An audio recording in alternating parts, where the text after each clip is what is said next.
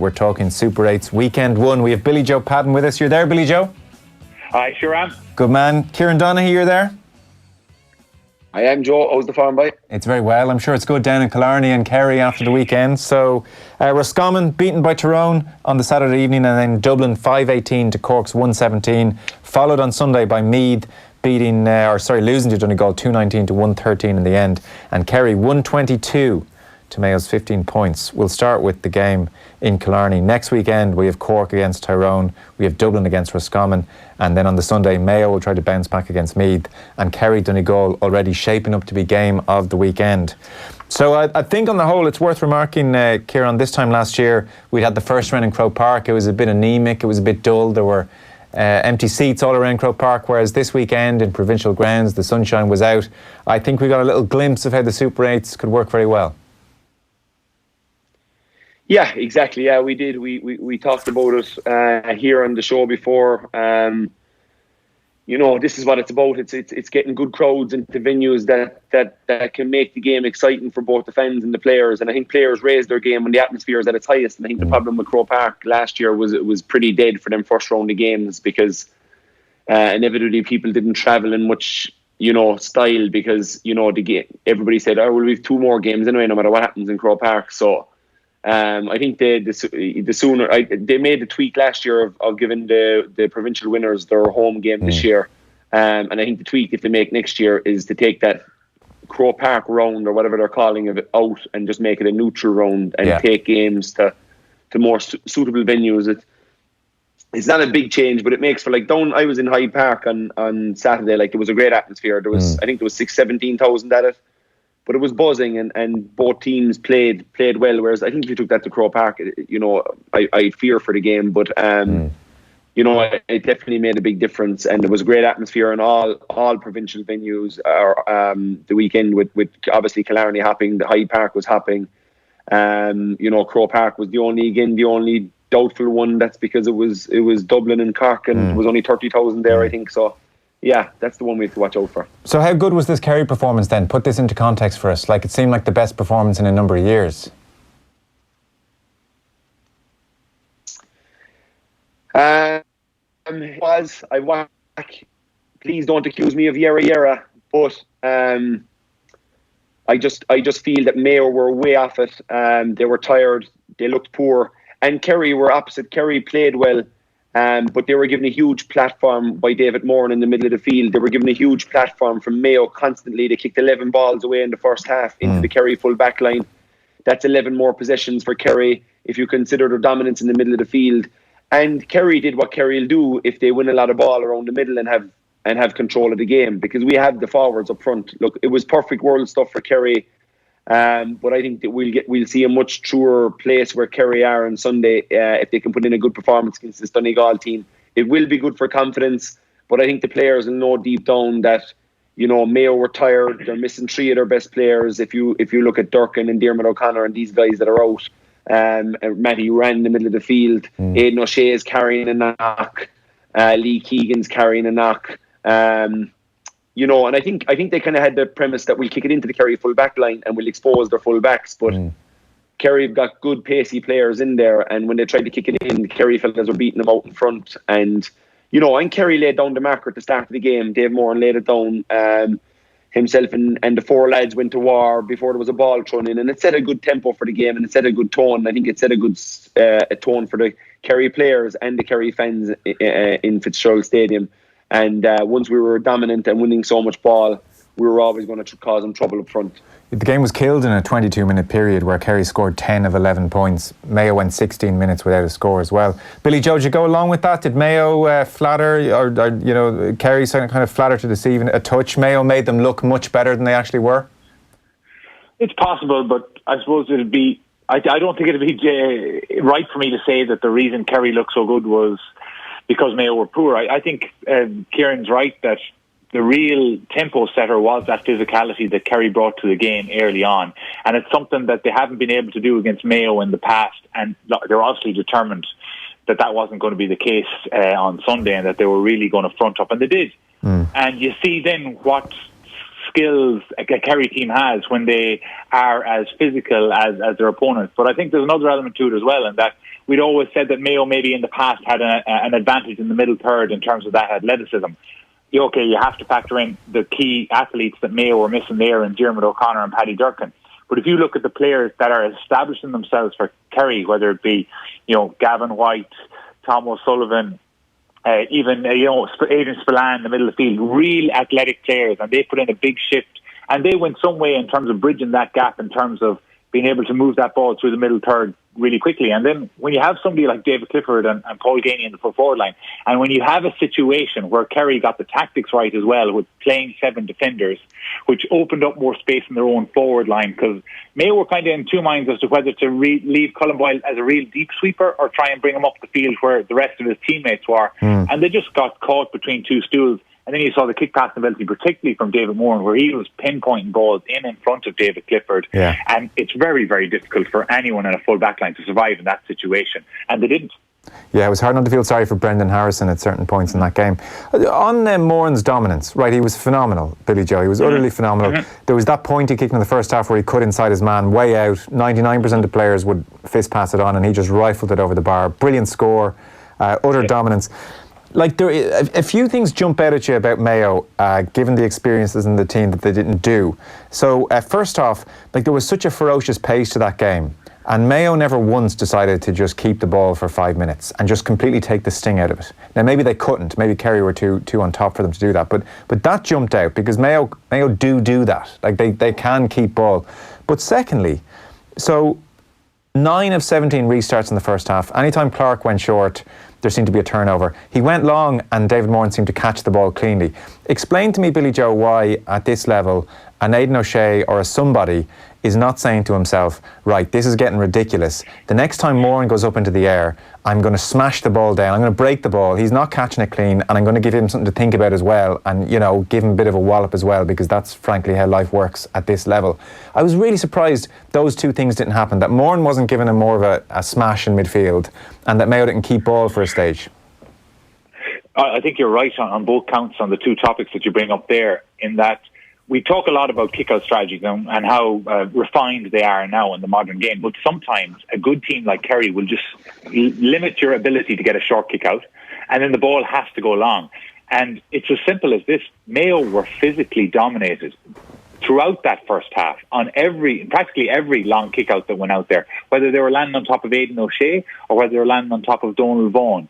Mayo, it was unacceptable in many ways that the Kerry players, whether it be Spillane or David Moran, were actually catching the ball clean. What you would have at least expected was the ball to be breaking down and then give the opportunity to whoever is there, Stephen Cohen or Lee Keegan, to pick up the break and try and gather possession that way. But it was just complete and utter midfield dominance on every facet that Kerry had in that period. And I felt sorry for David Clark in goals, wondering where he's going to put this next kick out, because he had no confidence going anywhere. Now, the funny thing about that is Mayo and Aidan O'Shea in particular had much better second half, but maybe that's as a result of the Kerry midfield taking their foot off the gas a little bit. But the first point to make is probably the one that stands out to me the most, particularly in that second quarter, because Mayo still, after a really breathless opening first 15 minutes in real hot conditions, and Mayo coming off the back of a number of tough games and Kerry fresh, Mayo still persisted with trying to play these quick diagonal balls into the Kerry full back line and just kept giving the ball away. Where you're exactly right, what Mayo needed to do there was take the sting out of the game, move it left, right. It's something that they have done in the past really well against high quality opposition, in particular Dublin, where you're just frustrating them. And if anything, it's nearly a defensive tactic that you're just taking time off the clock. And it just killed Mayo during that period. And I think that was one of the main reasons as to why Kerry would just turn them over, and then it was straight down the other end and inevitably another score. I guarantee you Horan said it to them, because afterwards he said to the media, struggled in the middle of the field. David Moran caught a lot of ball in the first half, and then the ball that we did get, we kicked away a huge percentage of it. So that is something they'll be reflecting on. The flip side, Kieran, is that David Moran was a joy to watch. Like, it was just brilliant to watch that fielding.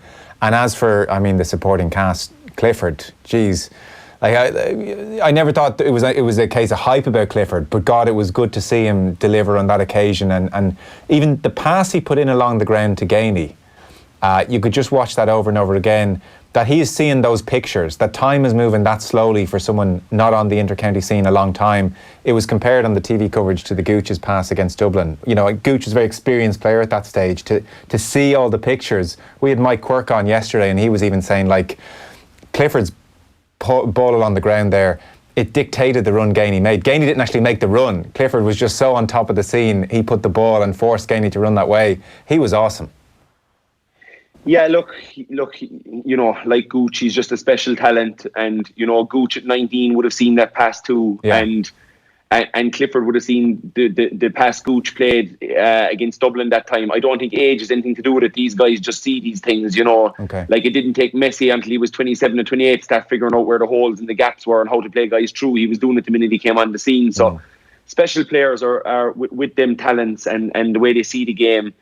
You know, but it was great to see him in full flight, and it was great to see Dave Moran in full flight. And to be honest, if I was the Kerry management team, I'd be trying to put a full press on the opposition's kickouts all of the time, because what do Kerry struggle with? Kerry struggle with a running game. That's the perception out there. We struggle with a running game. What starts a running game? Allowing teams to get short kickouts or get kickouts out around the 45 where they're half turned and they're running at you, and that becomes a running game. Fellas get excited and they go. Whereas when you press up in them, like Kerry did against Dublin in 16, and like they had 4 on the inside line the last day to take away the short one, I'd be trying to get them in that type of a push press, especially if a team is playing against the breeze, because you saw what Clark had to do. You know, he'd nothing on short, and what did he have to do then? He had to go long. But if you go long 20 times, the law of averages, you're going to win 10 and probably lose 10. But if you let a team go short 20 times, they're probably going to win 19 and you might get 1. But then 19 possessions make a huge difference. And when Kerry are winning the ball in the middle of the field and Dave Moran is playing as well as he played the last day, and you keep kicking the ball out to him and you keep forcing it out, and Kerry are winning that and they're getting it into the Cliffords and the Gainies inside, that's why I said it was perfect world stuff for Kerry, because that's what it was. So I think that's a huge thing for Kerry to look at going forward.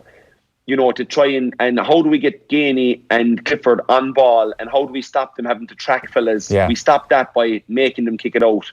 And if Kerry can make the opposition kick it long more often than not, which is hard in the modern game because the keepers have it down, but I think you can have it in place where certainly from frees that you're in some type of a press, and I think you can honestly, I think you can be in a fairly aggressive press for most of the game if your guys are on top of that. But you know, like with Kerry were moving well the last day because they had total dominance around the middle of the field. They made Clark go long. Yeah. They didn't have much of a running game to face because Mayo weren't getting too many short kickouts.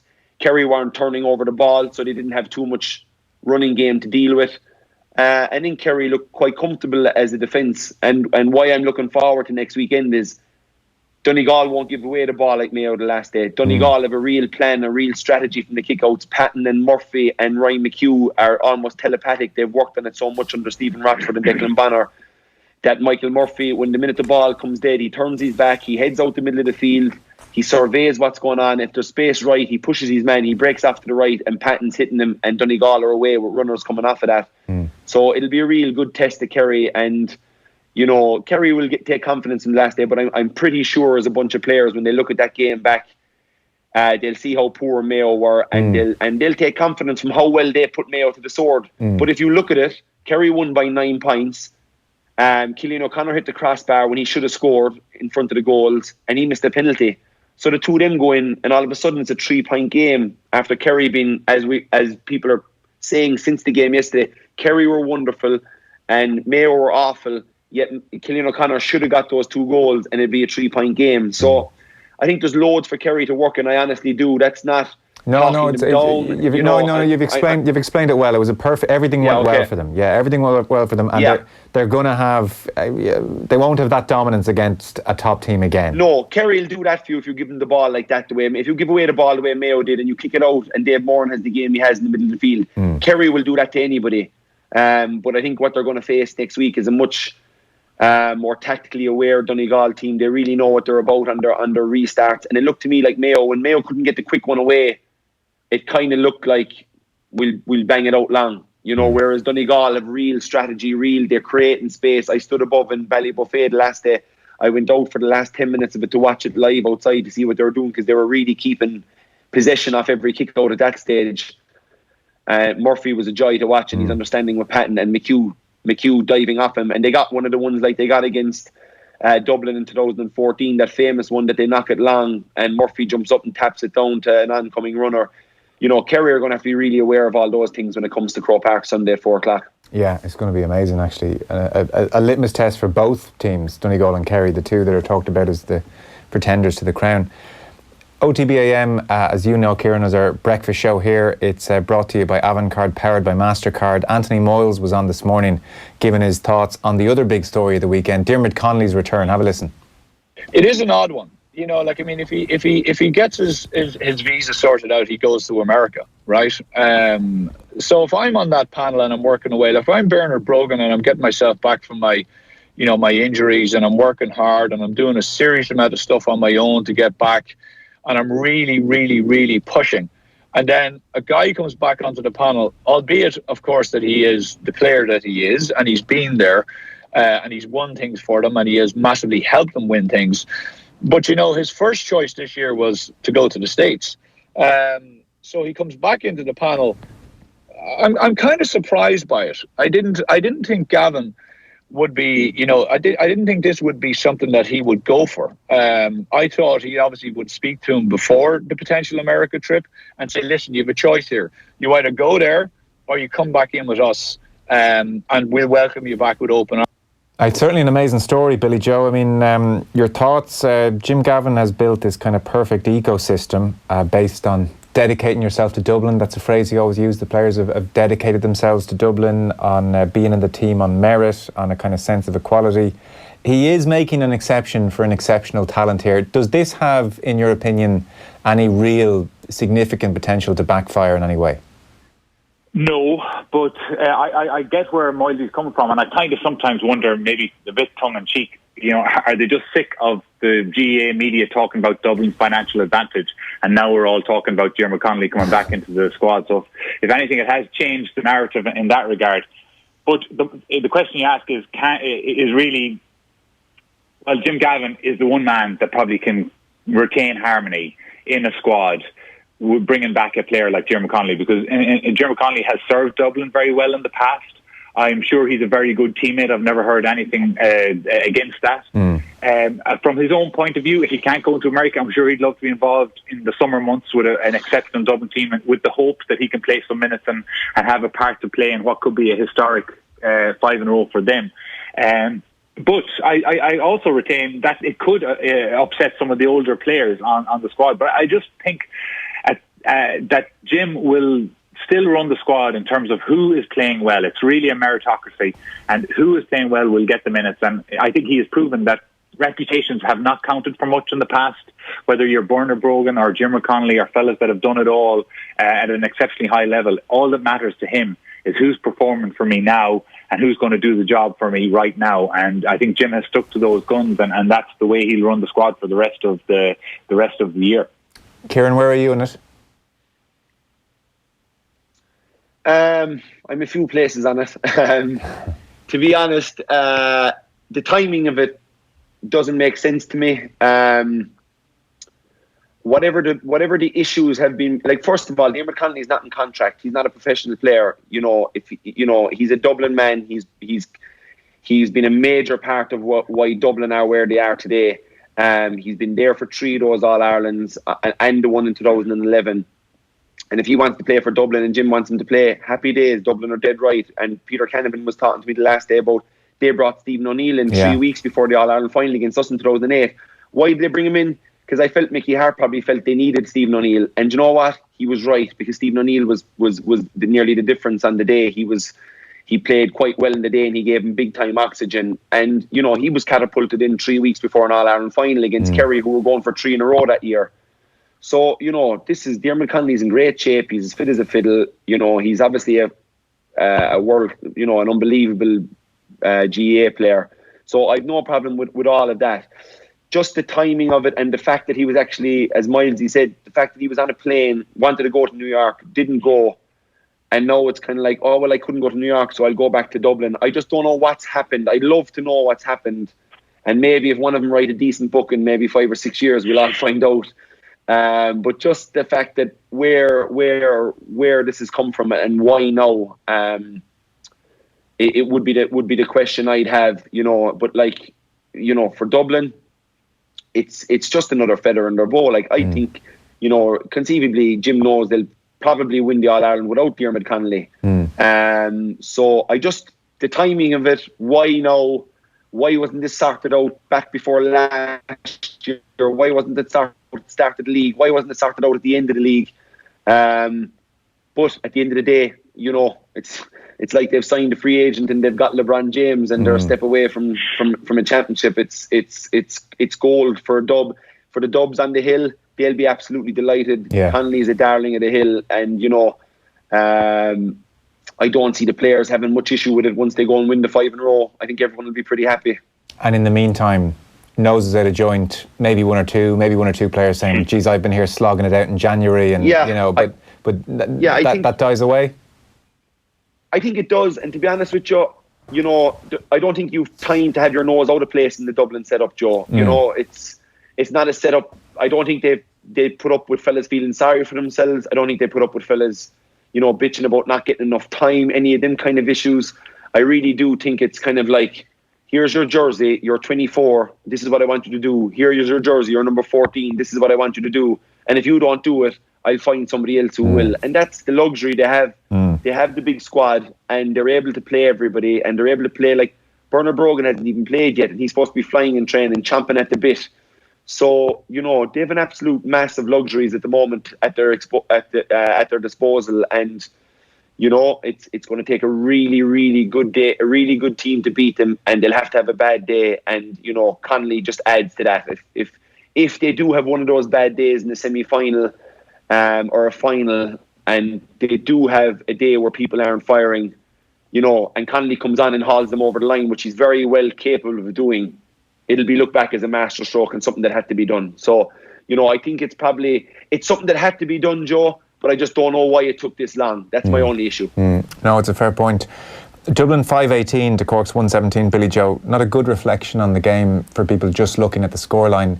It was a really good, enjoyable contest. Cork dictated the terms in many ways. They went for it. Their running game that we saw against Kerry was in evidence again against Dublin. Paul Kerrigan, amongst others, was brilliant. For a while in that first half, until Jack McCaffrey almost rolled up his sleeves and said, frankly, I've had enough of this nonsense.